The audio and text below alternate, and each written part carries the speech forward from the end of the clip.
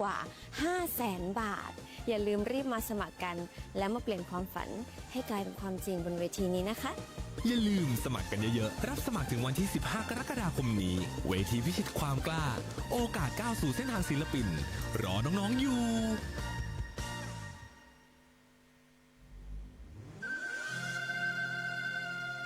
โครงการประชาสัมพันธ์ส่งเสริมความเชื่อมั่นในนโยบายภาครัฐโดยสำนักงานประชาสัมพันธ์จังหวัดลำปางและสถานีวิทยุกระจายเสียงแห่งประเทศไทยจังหวัดลำปางเสนอรายการอปมช.อู้ข่าวดำเนินรายการโดยอาสาสมัครประชาสัมพันธ์ประจำหมู่บ้านและชุมชนจังหวัดลำปางข่าวสารเปื่อหมู่เฮาเจ้าลำปางสื่อสารถึงกันกู่หมู่บ้านกู่ชุมชนปากกันกูวันเสาร์และวันอาทิตย์ 13 นาฬิกาถึง 14 นาฬิกาสวทลำปาง FM 97 เมกะเฮิรตซ์คุณค่าด้านวัฒนธรรมเป็นเอกลักษณ์ของเฮาแต่จริงพอใจไม่ยิงผู้จาอ่อนหวานสืบทอดมานานด้านของภาษาอักษรล้านนาเปิ้นปาเกียน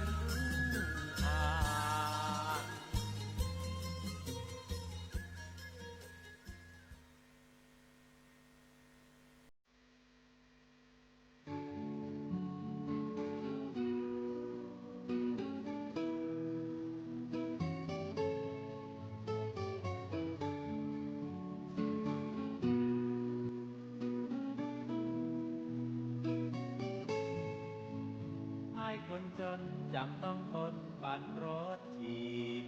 จะไปถีบพี่น้องคนงาม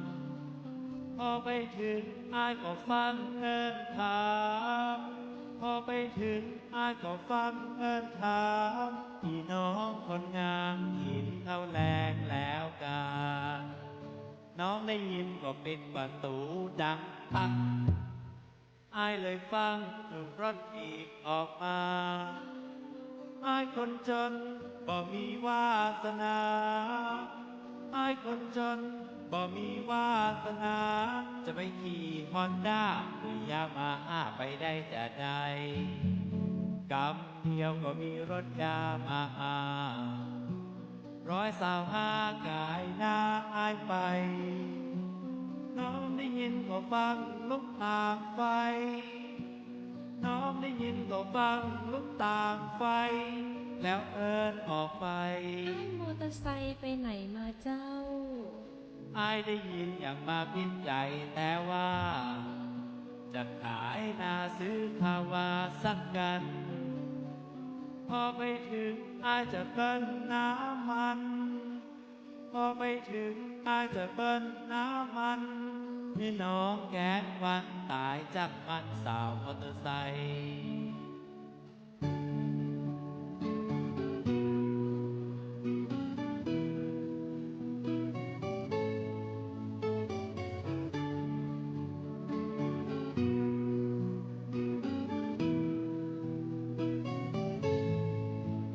กำเดียวก็มีรถยามาฮ่า125กายนางอ้ายไปน้องได้ยินก็ฟังลุกต่างไฟน้องได้ยินก็ฟังลุกต่างไฟแล้วเอิ้นออกไปอ้ายเสื้อลายไปไหนมาเจ้าอ้ายได้ยินอย่างมาพิดใจแต่ว่าจะขายนาซื้อภาวาสักกันพอไปถึงอ้ายจะเบิ้ลน้ำมันพอไปถึงอ้ายจะเบิ้ลน้ำมันพี่น้องแก๊สวันตายจากมันเต่ามอเตอร์ไซค์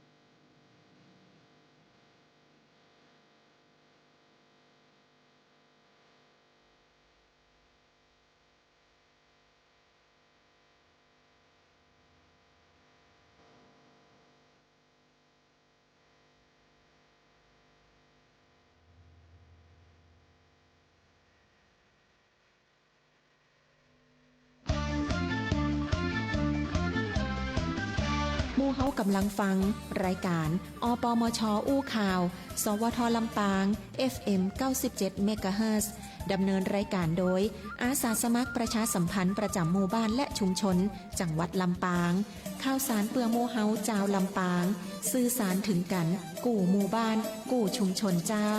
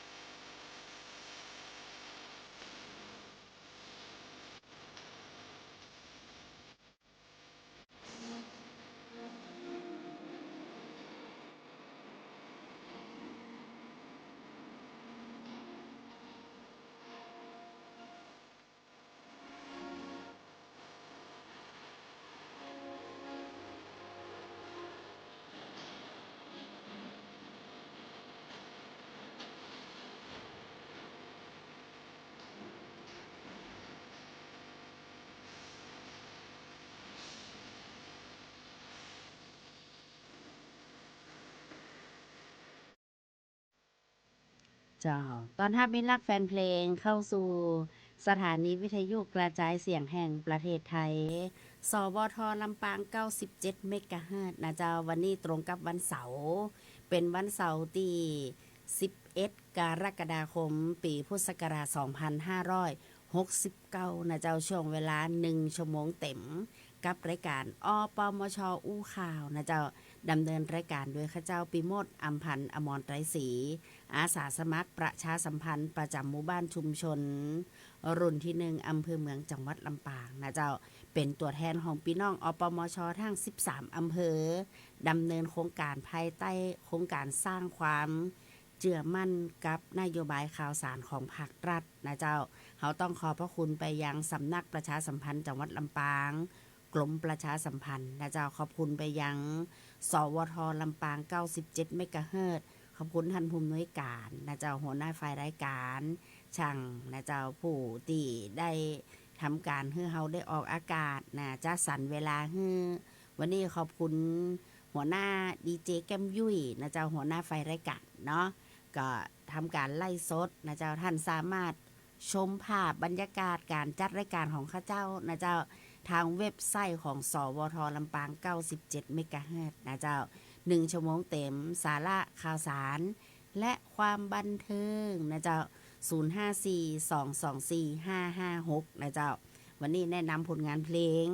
แจ้งต่อข่าวสารต่างๆได้รวมถึงร่วมได้จัดรายการกับข้าเจ้าเนาะเอิ้นโอ้มานะเจ้าแล้วก็สามารถบอกต่อข่าวสารได้ท่านจะอยู่ที่ไหนก็ตามสามารถรับชมรับฟังได้ทางวิทยุออนไลน์นะเจ้าของกรมประชาสัมพันธ์สถานีวิทยุกระจายเสียงแห่งประเทศไทยสวทลำปาง97เมกะเฮิรตซ์นะเจ้าวันนี้เป็นวันเสาร์เนาะวันนี้มีข่าวนะเจ้าจะแจ้งให้กับพี่น้องชาวจังหวัดลำปางได้รับทราบนะเจ้าโดยเฉพาะเรื่องของการตีรัฐมนตรีช่วยว่าการกระทรวงเกษตรและสหกรณ์นางสาวปิยรัตน์ติยภัยรัตน์นะเจ้าท่านมีกำหนดการเดินทางมาราชการตีจังหวัดลำปางในวันพรุ่งนี้นะเจ้าเพื่อติดตามงานตามนโยบายของกระทรวงเกษตรและสหกรณ์พร้อมกันนี้ก็จะได้รับฟังปัญหาความเดือดร้อนของพี่น้องประชาชนในพื้นที่จังหวัดลำปางนะเจ้าวันพรุ่งนี้วันอาทิตย์เนาะก็ถือว่าเป็นข่าวที่แจ้งให้พี่น้องประชาชนได้รับทราบนะเจ้าวันนี้เปิ้นก็อยู่ที่จังหวัดลำพูนนะการเดินทางของท่านนะเจ้าวันพรุ่งนี้เนาะเวลาประมาณ8 โมงปลายๆนะเจ้า8 โมง20 นาทีรัฐมนตรีว่าการกระทรวงเกษตรและสหกรณ์พร้อมคณะก็จะออกเดินทางโดยรถยนต์จากที่พักนะเจ้าไปยังเขื่อนกิวลมตำบลบ้านแหลงอำเภอเมืองจังหวัดลำปางซึ่งเป็นระยะทางประมาณ41กิโลเมตรใช้เวลาเดินทางประมาณ40นาทีนะเจ้าเมื่อถึงจุดที่1ก็คือท่านจะได้พบปะพี่น้องประชาชนนะเจ้าที่บริเวณเขื่อนกิวลมเนาะก็จะมีท่านผู้ว่าราชการจังหวัดลำปางของเฮานะเจ้าท่านก็จะไปกล่าวต้อนรับนะเจ้ารัฐมนตรีว่าการกระทรวงเกษตรและสหกรณ์พร้อมคณะเดินทางมาถึงเขื่อนกิวลมพร้อมกันนี้ก็จะสรุปนะเจ้าการดำเนินโครงการส่งน้ำแล้วก็บำรุงรักษากิวลมกิวคอหมาโดยท่านผู้อำนวยการส่งน้ำแล้วก็บำรุงรักษากิวลมติและกิวขอหมานะเจ้าท่านรัฐมนตรีช่วยว่าการกระทรวงเกษตรและสหกรณ์นะเจ้าท่านรัฐมนตรีก็จะได้มอบนโยบายพบปะพี่น้องเกษตรกรรับฟังปัญหาของเกษตรกรกลุ่มผู้ใช้น้ำเขื่อนกิวลมนะเจ้าพร้อมกันนี้ก็จะมีการมอบปัจจัยการผลิตทางการเกษตรอย่างเช่นพันธุ์ป่าจำนวน150ชุดนะเจ้าน้ำมักพอดอจำนวน100ชุดนะเจ้าพร้อมกันนี้ก็มีการปล่อยพันธุ์สัตว์น้ำนะเวลา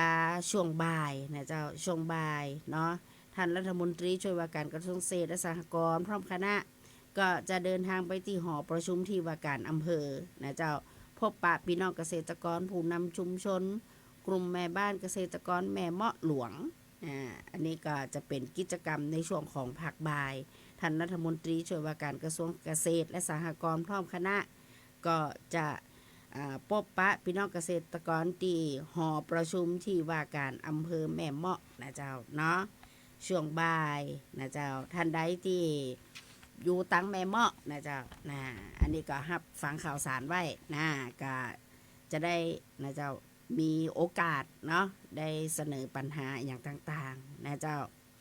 วันที่12วันพรุ่งนี้บ่ายโมงครึ่งเช่นเดียวกันนะเจ้ารัฐมนตรีว่าการกระทรวงรัฐมนตรีช่วยว่าการกระทรวงเกษตรและสหกรณ์พร้อมคณะก็จะเดินทางไปที่ทำการสหกรณ์การเกษตรห้างชัดนะเจ้าก็จะมอบนโยบายพบปะเกษตรกรเกษตรกรกลุ่มสหกรณ์การเกษตรห้างชัดนะเจ้าและหลังจากนั้นเนาะก็จะเดินทางไปที่ทำการกลุ่มวิสาหกิจชุมชนนะเจ้ากลุ่มข้าวทิพย์ช่างตีโรงงานสีข้าวนะเจ้าก็จะมอบนโยบายพบปะเกษตรกรกลุ่มวิสาหกิจกลุ่มข้าวทิพย์ช่างนะเจ้า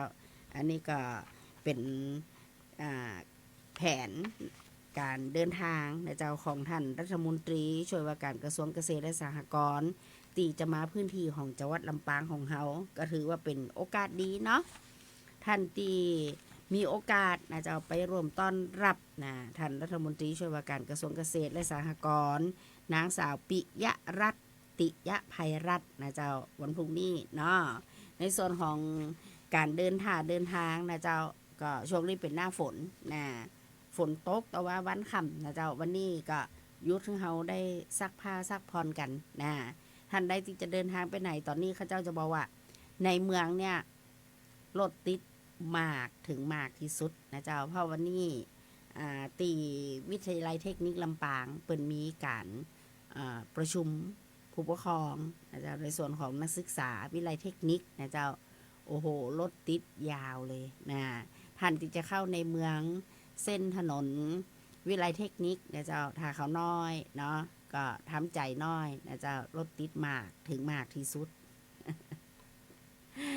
ขอบคุณโทรศัพท์สายนี้ตะกี้มได้ห้ามเป็นยังนะเจ้าตะกี้ก่อนเข้ารายการไปแวะร้านตำส้มป้าเพียนนะเจ้าตำส้มป้าเพียนอยู่ที่เส้นถนนรถไฟเนาะขอเพลงตัวเด้อหมดนะขอเพลงยังนะเจ้าสาวนาพเนจรอีเนาะมีก็เพลงนี้เดี๋ยวข้าเจ้าจะเสิร์ชพอกัน ขอบคุณทุกเสียงทุกสายนะเจ้าวันนี้หัวหน้ายุ้ยแจ้งว่าปีมดมีข่าวดีเด้อนะเจ้าตอนนี้จากตีว่าข้าเจ้าในนามของอาสาสมัครประชาสัมพันธ์ประจำหมู่บ้านชุมชนเนาะก็ได้มีโอกาสขับเคลื่อนเรื่องของสิ่งที่รัฐบาลนะเจ้าอยากให้ผู้พิการได้เข้าถึงสิทธิ์นะเจ้าก็ได้มีโอกาสไปช่วยนะผู้สูงอายุท่านหนึ่งนะเจ้าอยู่ในชุมชนบ้านดงชัยเนาะผู้สูงอายุท่านนี้ท่านถูกตัดขานะเจ้าเนื่องจากเป็นโรคเส้นเลือดอุดตันนะเจ้าเส้นเลือดอุดตันทำให้นะเจ้าเลือดไปเลี่ยงบริเวณขาเนี่ยปอนะเจ้าทีนี้คุณหมอที่เปิ้นทำการรักษาเปิ้นต้องตัดขาหนึ่งข้างบริเวณเหนือเข่ายายบอกว่าแรกๆยายทำใจมาได้นะเจ้าเพราะว่าอยู่ครบ32โมดนะพอมาอายุนักขึ้นยายขาหายไปข้างหนึ่งนะเจ้าแน่นอนการดำรงชีวิตของยายนะเจ้าก็เปลี่ยนไปทันทีเนาะก็ต้องเป็นผู้พิการนะเจ้าก็ได้มีโอกาสลงไปช่วยเหลือยายยายก็บอกว่ายายทำใจได้จักนักนะเจ้าข้าเจ้าก็ได้ประสานเนาะมูลนิธิสว่างนะเจ้าช่วยเหลือเรื่องของพระอ้อมผู้ใหญ่นะเจ้าเพราะยายจะต้องใจทุกวันนะในการขับถ่ายนะเจ้าตอนนี้ยายเปิดก็บอกว่ายายชอบฟังวิทยุแต่วิทยุยายรู้นะก็เลยมาบอกกับ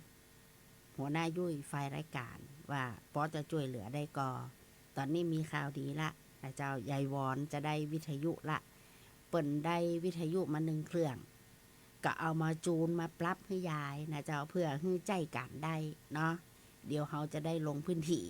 ไปมอบวิทยุให้ยายวอนตีชุมชนบ้านดงชัยซึ่งถือเป็น FC ตัวยงของสวทลำปาง97เมกะเฮิรตซ์ยายฟังทุกคนเลยตั้งแต่เจ้านี่นะน้องก้อยงามก็น้องยุ้ยงามก็นะเปิ้นถามแต่เจ้าน้องแอลเป็นจะได้เนาะ ได้ยินเสียงตึงวันนะอยากให้เห็นนะเจ้าก็มีโอกาสเปิ้นก็จะลงไปเยี่ยมเยียนเนาะตอนนี้งานหนักอยู่นะเจ้าแล้วก็มีโอกาสก็จะได้ติดตามเนาะในส่วนของการที่ยายเข้าถึงสิทธิผู้พิการนะเจ้าตอนนี้ก็รอรถวินแชร์ใหม่นะตอนนี้ได้ของภาคเอกชนไปหนึ่งกันรถนะ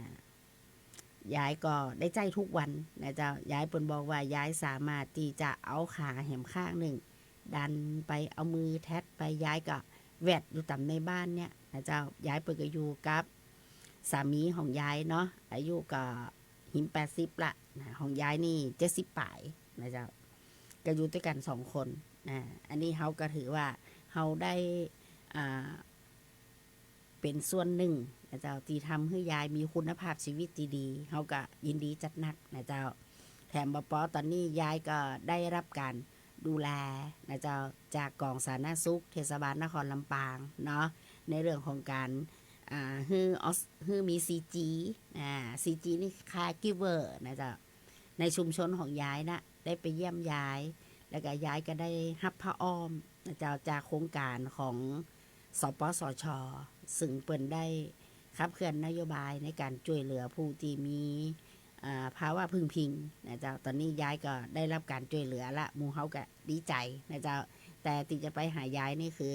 จะเอาวิทยุไปให้ยายนะเจ้าเพราะว่ายายเปิ่นขอว่า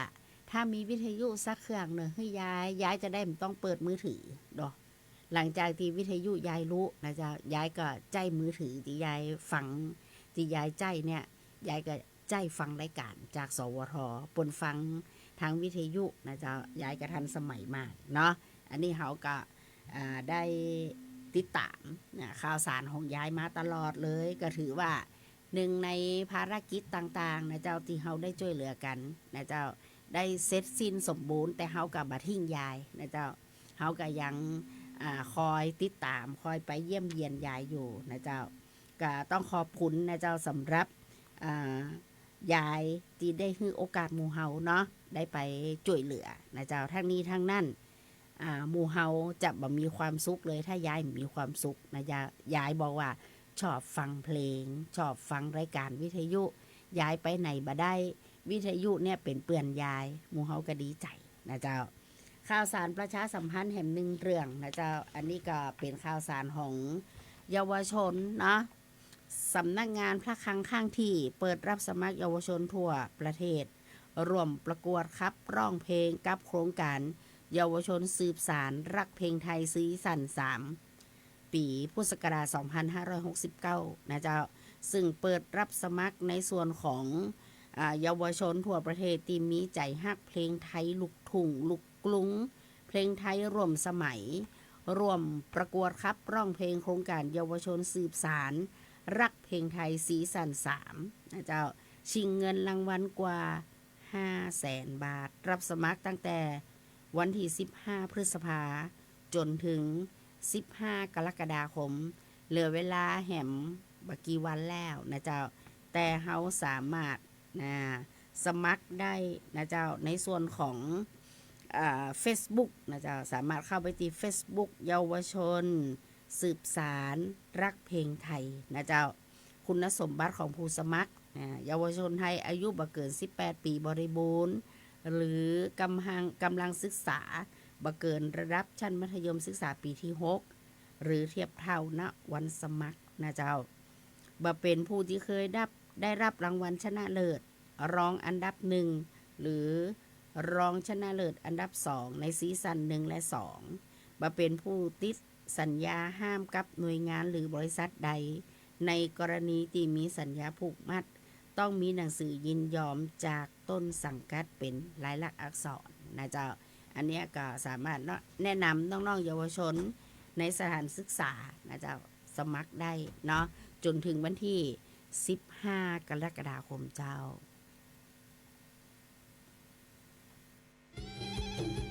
ถ้าความฝันของน้องๆคือการเป็นศิลปินอย่าลังเลค่ะที่จะพาตัวเองมาร่วมประกวดร้องเพลงกับโครงการเยาวชนสืบสารรักเพลงไทยโดยสำนักงานพระคลังข้างที่ซีซั่นที่3ประจำปีพ.ศ. 2569 ค่ะซึ่งเวทีนี้เป็นเวทีที่รวมแนวเพลงทุกแนวเพลงนะคะให้น้องๆได้โชว์ความสามารถกันไม่ว่าจะเป็นแนวเพลงลูกกรุงแนวเพลงลูกทุ่งหรือว่าเพลงไทยร่วมสมัยพร้อมชิงเงินรางวัลมากกว่า 500,000 บาทอย่าลืมรีบมาสมัครกันและมาเปลี่ยนความฝันให้กลายเป็นความจริงบนเวทีนี้นะคะอย่าลืมสมัครกันเยอะๆรับสมัครถึงวันที่15กรกฎาคมนี้เวทีพิชิตความกล้าโอกาสก้าวสู่เส้นทางศิลปินรอน้องๆอยู่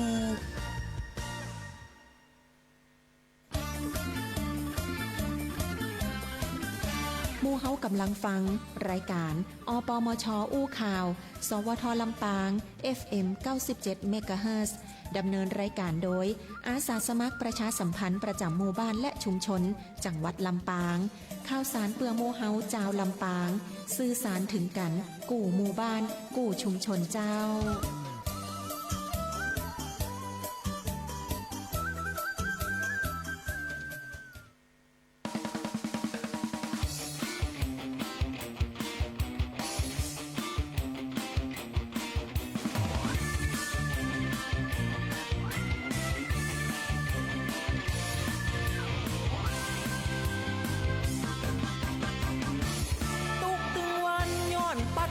สี่หนึ่งเหล้าสองบุหรี่สามดินสี่จีน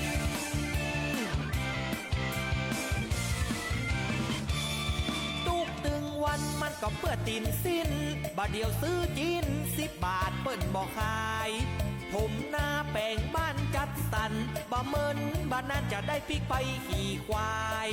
น้ำมันจะตกติดร้อยไปจะได้นับเม็ดเข้าขายจะได้เลี้ยงควายไว้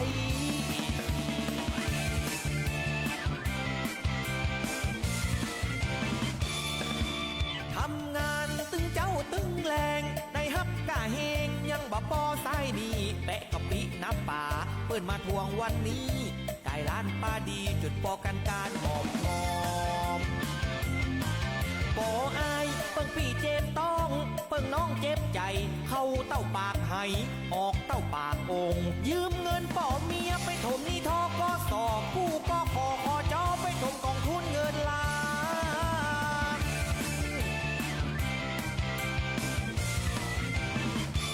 รถเครื่องเงินผ่อนผู้สหกรณ์หมู่บ้านบ่ใจขี้ค้านซ้อทำงานจนหัวมุน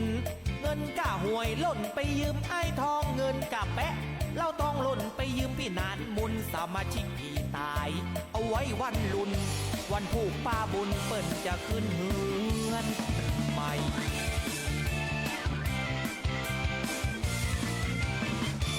อยู่บ้านก็กลัวเจ้านี่มาหาออกไปตรงไปนาซองผ้าป่าก็นักใบหันวัดหันวาเว้นไก่เอาไว้กว่าตู้เจ้าเอิ้นใส่เอาซองปัจจัยมาแจกบ่รวยเข้าเต้าตาซาออกเต้าตาปุ๋ยเจนใดบัดถูกหวยมันตึงบ่รวยอย่างเปิ้นเมื่อเจ้าก่อนง่ายไล่ไส้นี่จนหมดแหงตกตอนเมื่อแรงซองผ้าป่ามาแล้ว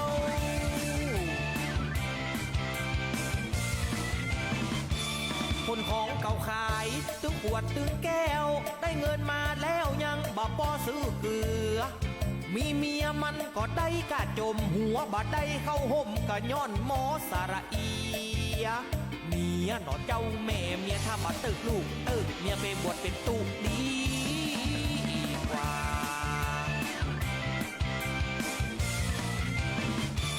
ลงกุ้งลงหอยเงินพอเต็มกระเป๋าเขาจวนไปก้าบ่เต้าพุดตื่นไป15,000พอถึงสิ้นเดือนให้ดีไปอยู่ลายฟ้ารายจ่ายรอท่าจะเป็น2 หน้ากระดาษตาลายวันผูกเมื่อเจ้าเฮาจะไปยืมตีไหนบ่จ้างเนี่ยใดนอนมือกายหน้าผา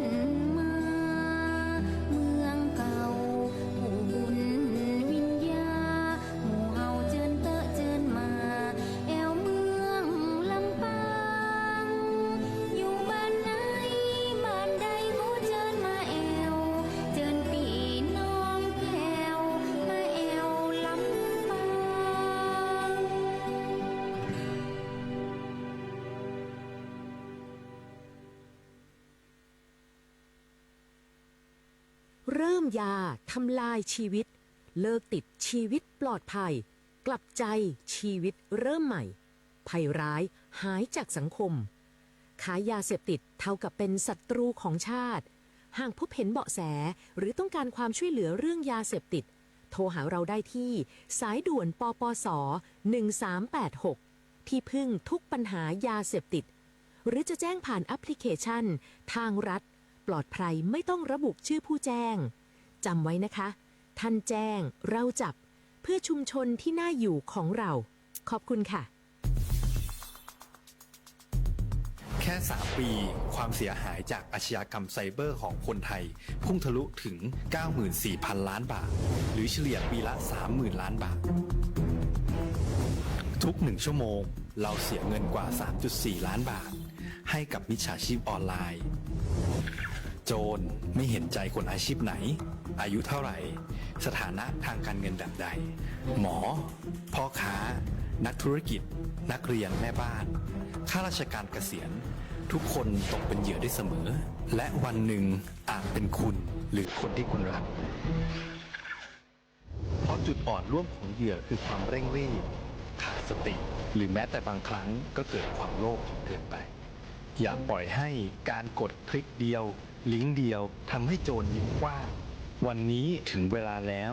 ที่คนไทยทุกคนจะต้องร่วมมือกันสร้างภูมิคุ้มกันอาชญากรรมไซเบอร์ช่วยกันหยุดก่อนที่ภัยไซเบอร์จะทำให้คนที่คุณรักและตัวคุณเองกลายเป็นเหยื่อ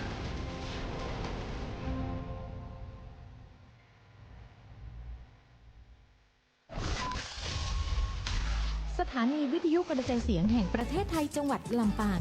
97 เมกะเฮิรตซ์ ให้ความรู้คู่ความสุข โอ้ยยุงครบแหมละฝนตกมาได้นะพี่ยุงนักขนาดเลยอ๋อสนั่นน่ะก็มาจ่วยกันเก็บเฮือเกียงมาเลี้ยงยุงลายเก็บบ้านเฮือสะอาดมาเฮือมีมุมอับทึบเป็นติก้อพักของยุง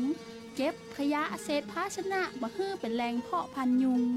เก็บน้ำภาชนะใส่น้ำต้องปิดฝาเฮือมิดชิดป้องกันมาเฮือยุงลายวางไข่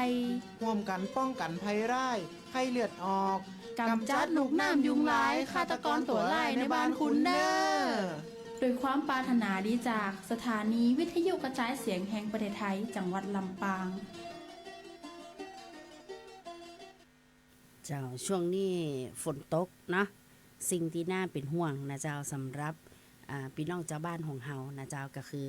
เรื่องของน้ำขังนะเจ้าข้าเจ้าแหมบทบาทหนึ่งกับการเป็นอาสาสมัครสาธารณสุขประจำหมู่บ้านชุมชนก็อาสาสมัครหรืออสมนะก็จะทำงานในพื้นที่นะเจ้าตีตัวเองรับผิดชอบนะสาวหลังคาเฮือนนะเจ้าในสาวหลังคาเฮือนนี่เขาก็ต้องมีไปเยี่ยมบ้านนะไปสำรวจลูกน้ำยุงลายใน1 สัปดาห์ต้องรายงานในสมาร์ทอสมนะเจ้าเยี่ยมผู้สูงอายุติดตามเรื่องของการเกิดการที่มีผู้สูงอายุเจ็บป่วยติดเตียงติดบ้านทุกอย่างนะเจ้าวันสต็อปเซอร์วิสในอสมนี่หมดนะเจ้าข้าเจ้าเป็นอสมมา22 ปีเนาะก็ได้ประสบการณ์นะเจ้าเข้าออกเทศบาลนะกับการที่จะต้องรายงานสถานการณ์นะเจ้าสมัยแต่ก่อนนี่อสมทำงานด้วยจิตอาสาเนาะเขาได้มีการส่งงานทางสมาร์ทนะเจ้าก็เขียนเป็นกระดาษนะบ้านนี้มีอะไรอย่างพ่องนะเจ้าแต่ละปีเนี่ยก็จะมีเจ้าหน้าที่นะเจ้าคอยดูแลเนาะได้รับเรื่องของนโยบายนะเจ้าจากกระทรวงสาธารณสุขนะผ่านสำนักงานสาธารณสุขจังหวัดลำปางนะสาธารณสุขอำเภอนะเจ้าทำงานรวมกันนะบทบาทอสม.ก็จะคือเฝ้าติดตามนะเจ้าในช่วงของหน้าฝนนะด้วยความเป็นห่วงใยนะเจ้าอันนี้เป็นหนึ่งนโยบายของรัฐบาลเลยตีว่าบ่อยากให้พี่น้องประชาชนได้เจ็บป่วยนะเจ้า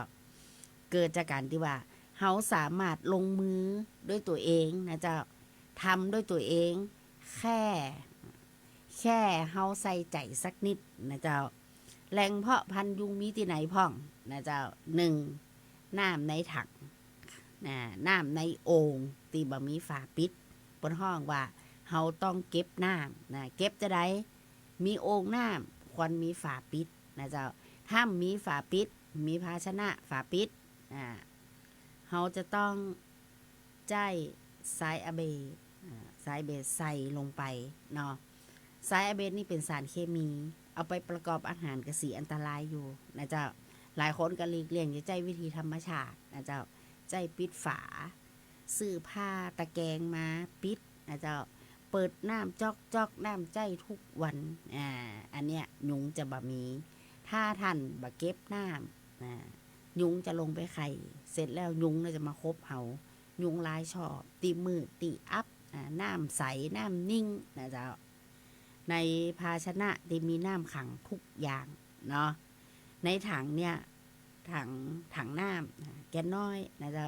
อันนี้เขาใจให้หมดไปมันต้องใส่ใจเป็นวันไปนะเจ้าเพราะว่ายุงสามารถลงไปไข่ในภาชนะที่มันไข่ได้เนี่ยประมาณ5 วันถึง7 วันนะเจ้าออกมาละบินมาละนะไข่ซิกาไข่ชิกุนยานะเจ้าเกิดจากยุงร้ายเป็นพาหะซิกานี่บ่เกิดอันตรายถึงขั้นเสียชีวิตแต่กระทำให้เจ็บป่วยนะเจ้าซิกาไข้ปวดคอยุงนะอันเนี้ยแต่ว่าจะเกิดอันตรายกับสตรีที่กำลังตั้งต้องก็คือไข้ซิกานะเจ้าจะทำให้ละอ่อนหัวน้อยนะแค่แกลนนะเจ้าเนี่ยแม่มารคนต้องระวังเนาะผู้สูงอายุเจว่ายุงจะหลีกเลี่ยงนะเจ้าจะคบกันละอ่อนเนาะยุงคบทุกเพศทุกวัยบอกว่าจนบอกว่ารวยมีสิทธิ์จะเป็นไข้เลือดออกทุกคนถ้าทานบากำจัดยุงลายให้ก่อนนะเจ้าช่วงนี้หน้าฝนอสม.ก็ออกปฏิบัติงานเข้มงวดน้อยนะเจ้าจากการที่ข้าเจ้าทำงานมาเนี่ยถ้าบ้านหลังไหนเปิ้นเกยบ่ใส่ใจนะเจ้าปล่อยไปได้ของเต็มเนาะกะโหลกกะลาเต็มหน้าบ้านฝนตกนะเจ้าฝนตกอะทำให้เกิดล่ะแต่เปิ้นก็จะทิ้งขว้างไว้อยู่หั่นนะเพราะว่า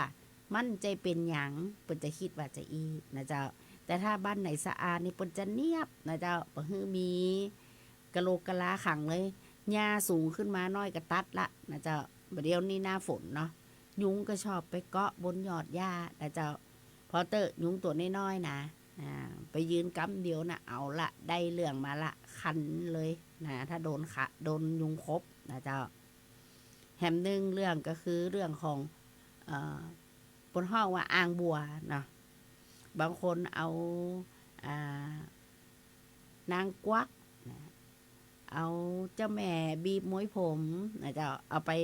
ปในอ่างบัวนะเจ้าแต่มีป่าเนาะยุงจะกลัวนะยุงก็ลงไปไข่ได้นะเจ้าถ้ามีอ่างบัวปล่อยปลาหางนกยุงลงไปนะเจ้าหรือจะใจทรายอเบดว่านั่นนะเนาะแถมนึงเรื่องที่ต้องระวังก็คือถ้าบ้านไหนที่มีตู้ใส่กับข้าวนะเจ้าก็จะเอาถ้วยผ่องนะเจ้าแก้วผ่องเอาไปห้องขาตู้ซีแจงนะเจ้ากันหมดนะแต่น้ำอยู่ในที่ถ้วยนะเจ้าแจ่อยู่หั่นมันบ่ได้กันหมดอย่างเดียวนะเจ้ายุงมันก็บ่กันเช่นเดียวกันยุงก็ลงไปไข่นะเจ้าในถ้วยที่อยู่แจ่กับขาตู้กับข้าวนะเจ้าอันนี้ก็ต้องระวังถ้าใส่ทรายอะเบดได้ใส่นะเจ้าทรายอะเบดมีสามารถใส่ผงซักฟอกนะเจ้าที่เฮาใจนี่นะยอดเข้าไปนะเจ้าที่บริเวณขาตู้กับข้าวที่มีถ้วยที่มีน้ำแจ่ถ้ามีน้ำบ่เป็นหยังนะเจ้าบางบ้านนี่เปิ่นก็ใจวิธีการก็คือเอาแป้งเข้าไปโรยในถ้วยบ่มีน้ำสิ่งไหนที่บ่มีน้ำเฮาก็บ่ต้องกลัวนะเจ้าถ้ามันมีน้ำแจ่อยู่หั่นเฮากลัวเนาะเพราะว่ามันเกิดขึ้นแล้วมันก็ทำให้เฮานะเจ้าต้องเสียเวลาไปนอนโรงพยาบาลหยุดงานหยุดโรงเรียนนะเจ้าแทนที่เฮาจะทำความสะอาดบ้านจองให้มันเรียบร้อยนะเจ้าจะได้มียุงเนาะแฮมนึงที่ปะบ่อยเลยนะเจ้าก็คือบางบ้านนะเจ้ามีตู้เย็นบริเวณหลังตู้เย็น จะมีน้ำนะเจ้าจะมีที่กองน้ำออกมาจากตู้เย็นก็จะเป็นติดกับผนังตู้เย็นนะเจ้าอันเนี้ยน้ำจะขังบางคนบ่เคยเอาออกเลยยุงก็สามารถเข้าไปไข่ได้นะเจ้าอันนี้7 วันเฮาก็เททิ้งเนาะแถมนึงตีก็คือจานรองกระถางนะเจ้ากระถางต้นไม้เนาะจานรองน้ำตีเฮาฮดน้ำไหลออกมาตีจานรองนะเจ้าถ้ายุงเข้าไปไข่ได้มันก็สามารถเกิดเป็นยุงลายได้นะเจ้าในต่อระบายน้ำบ่อเกลอะบ่ต้องใส่สายอะเบดนะเจ้าบริเวณที่ต่อระบายน้ำเนี่ยบางคนว่าน้ำขังนะเจ้าจะทำให้เกิดยุงเนาะแต่ถ้าน้ำมันไหลผ่านนะเจ้าบ่ต้องใส่เนาะเพราะว่าสายอะเบดเนี่ยเปิ้นใส่เฉพาะตีแจ่น้ำนะเจ้า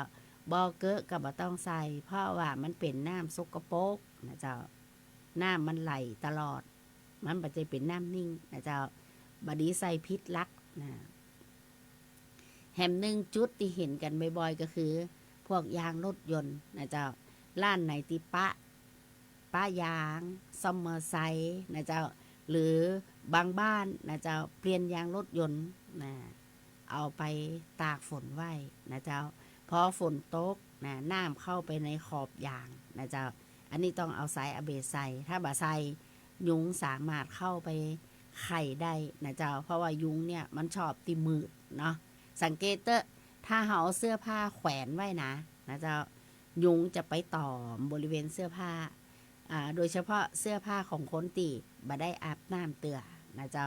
บ่ได้ซักเตือนะอันเนี้ยยุงจะตอมดีขนาดนะเจ้าเนาะกะระแวดระวังตัวนะเจ้าสำหรับช่วงของ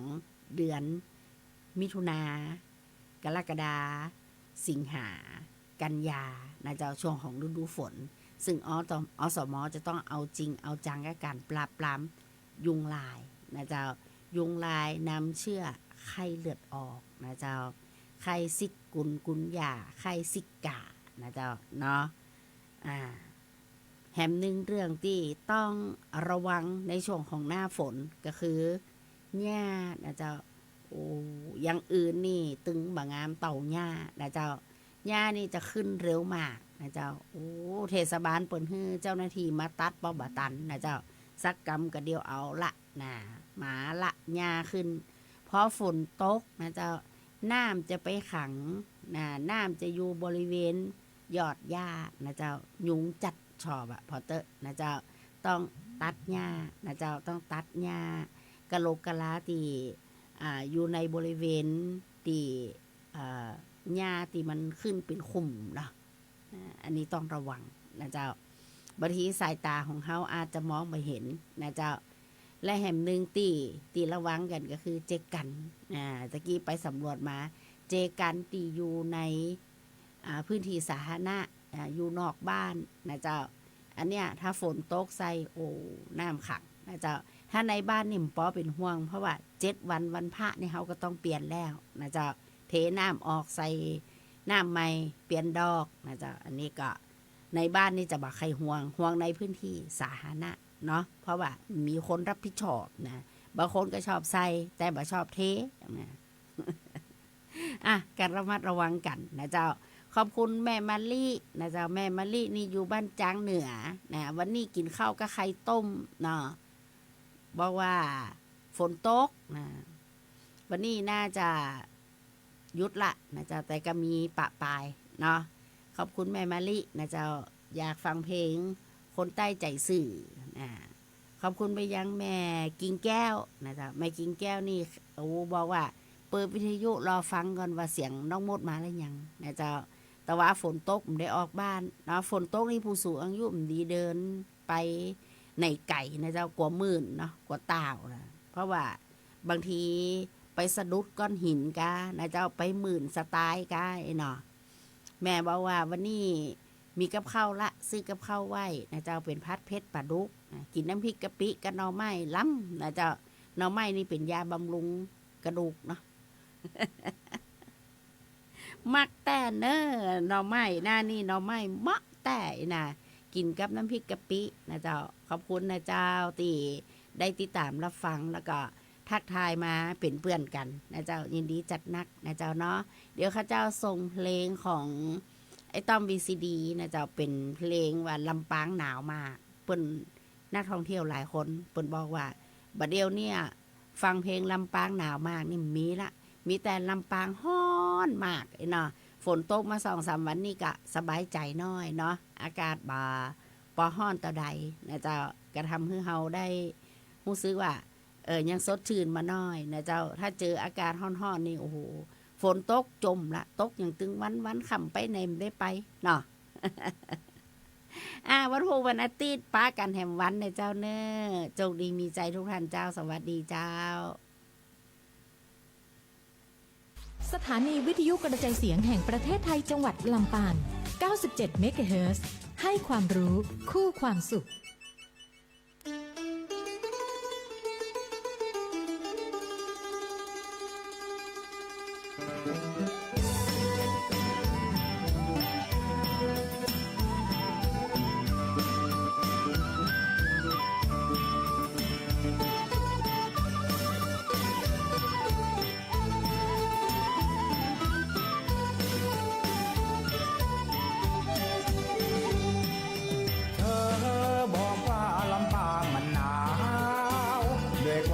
สาวของเธอที่เริ่มเปลี่ยนไปเธอบอกว่าหนาวขาดความอบอุ่นและมาดามหัวใจเธอจึงจากบ้านไปไกลไปอยู่ที่ไหนไม่ยอมส่งข่าวเธอบอกว่าหนาวเรื่องราวของสาวเมืองเหนือเธอบอกเธอเบื่ออาหารของกินบ้านเฮาเธอเบื่อแคบหมูและเธอเบื่อน้ำปูและเธอเบื่อลำปางเธอคงเบื่อแล้วเคลื่อนยางที่เธอเคยนั่งบอกกอดรักกันเธอเบื่อรถม้าที่มันวิ่งบนถนนเบื่อขับรถวนรอบหอนาฬิกาเบื่อชามกาไก่เบื่องานรถไฟเบื่อการกองตาฤดูหนาวที่ผ่านมาเธอเคยบ่นว่าเบื่อหนองกระทิงอยากไปเมืองกรุงอยู่บ้านเรามีแต่เจ้าอยากไปเป็นสาวในเมืองกรุงที่เธอใฝ่ฝันนั่งรถไฟฟ้าเดินพารากอนอยู่เมืองสวรรค์นี่เป็นแค่เพียงความฝันของสาวคือนานที่เธอบอกมา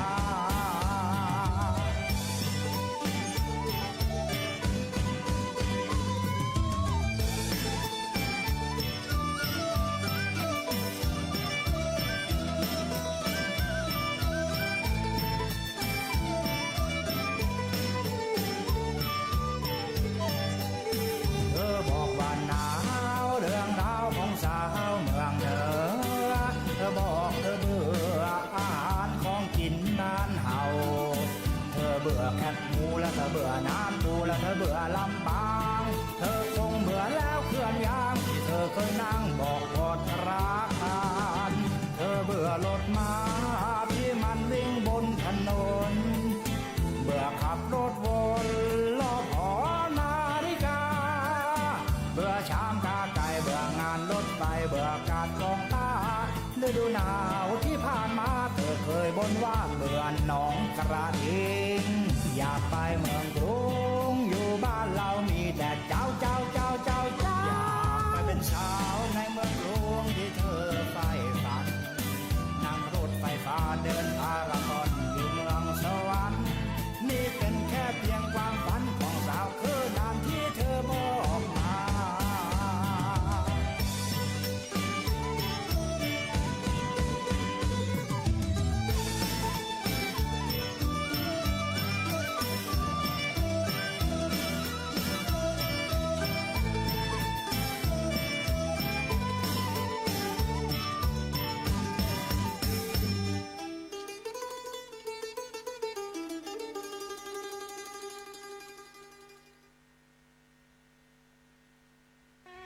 โอ้ยยุงครบแหมละฝนตกมาได้นะพี่ถ่ายทั่วประเทศเสนอข่าวต้นชั่วโมงรู้เร็วรู้จริงเกาะติดทุกสถานการณ์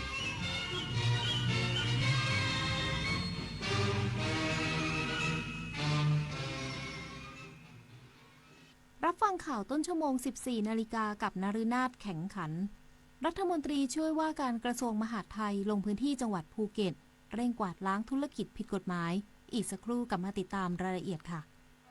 ฟ้าสลัวมัวแสงระวีส่องนกหยุดร้องวังเวงให้เงียบเหงา